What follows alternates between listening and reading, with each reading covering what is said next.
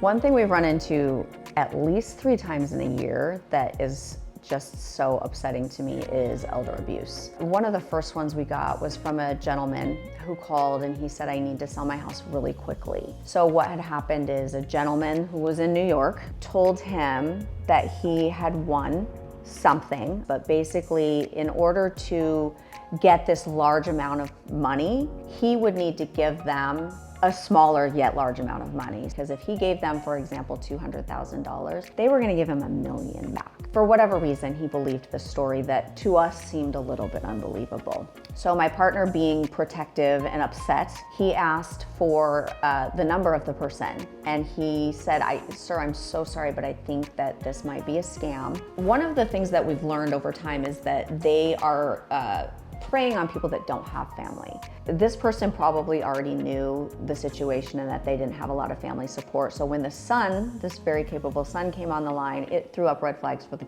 fraudulent people. So he said, yes, I'll call you back on this other line. We never heard from him again. Then the owner got mad at us because he then thought that we had ruined his chances for this funds. So long story short, a couple months later, he comes back and he's like, they're back around. They said, I need to sell the money again. And at that point, we just said, we don't feel comfortable selling your home. Your money is safest if you keep it in there. And then we tried to give him some other options, but just strongly encouraged him to get some guidance through it. And we actually tried to report it.